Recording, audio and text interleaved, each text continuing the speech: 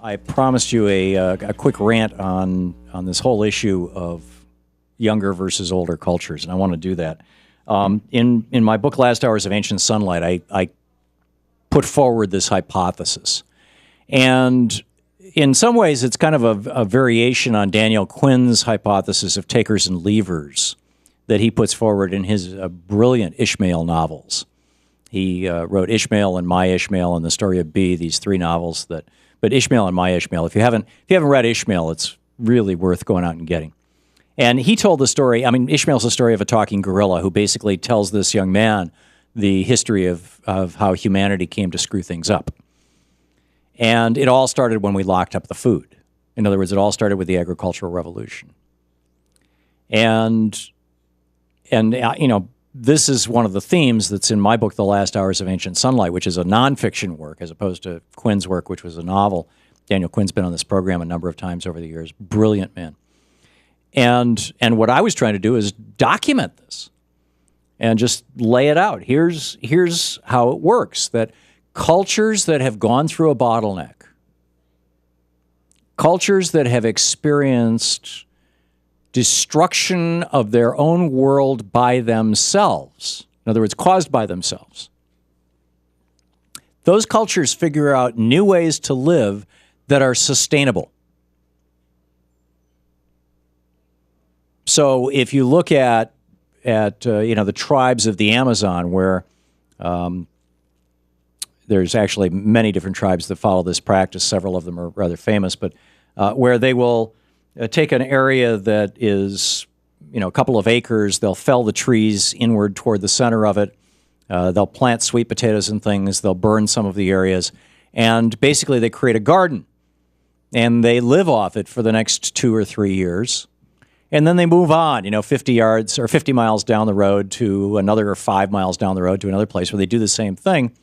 And what they're doing, and they just, continuously doing this, these jungle dwellers, and what they're doing really is they're opening up the jungle in places and creating a more diverse ecosystem. They're actually part of the ecosystem. There are small plants that need that open space in order to start out.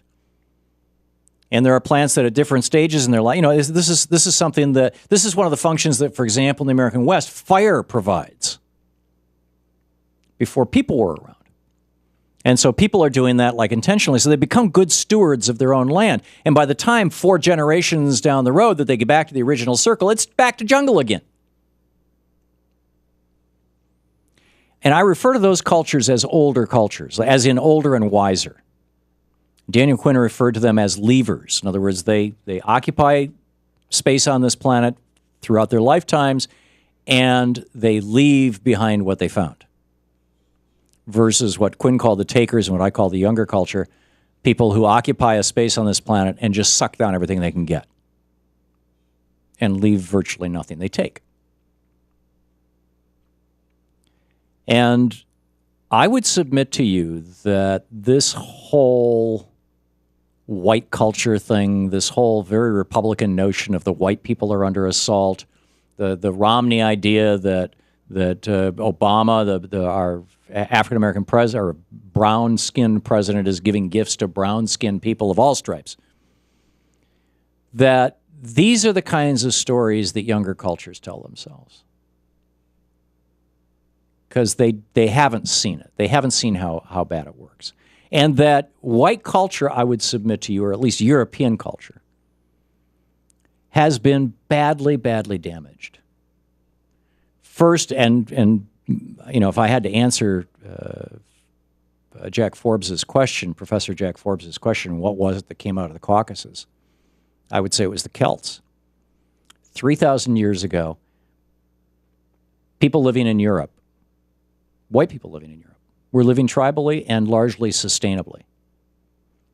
Jefferson writes about this in his diaries. He was in love with the Whig histories, the WHIG histories. The Whig histories were the de Repin de Terrasse. What was his first name? I forget. But de Repin de Terrasse was the last name of one of the Whig historians. And he wrote about the history of the tribal people of England before the Roman invasion, around the time of Christ.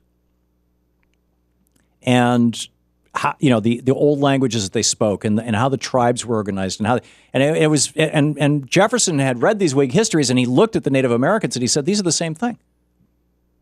And then 3,000 years ago, the Celts came and swept across Europe and organized it into trading groups, but they let people keep their religion and they let people keep their language. They were then followed by the Romans 2,000 years ago. The Romans wiped out Europe. And they said, basically, maybe you can have your religion, probably not so much, but maybe you can have your religion, but you're going to have to speak Latin. And thus you've got all these so-called Romance languages all based in Latin. French, Italian, Spanish. And they never got up into the far north where the Scandinavians and the Germanic-speaking people lived. And so those languages were still intact. And then 1,000 years ago, the Catholic Church took over most of Europe and said, no, you can't even have your religion anymore. So, I've told the story before on the air of, going back to Norway looking for my grandfather's home and finding it. And there's a stone in the backyard, a 700-800-year-old stone, maybe a little older, that's got runic writing on it. Nobody today knows how to read it. Because those people were so culturally wiped out, so culturally impoverished. So here we have this young culture, this culture that has no recollection of going through a bottleneck, no recollection of going through a serious crisis caused by itself.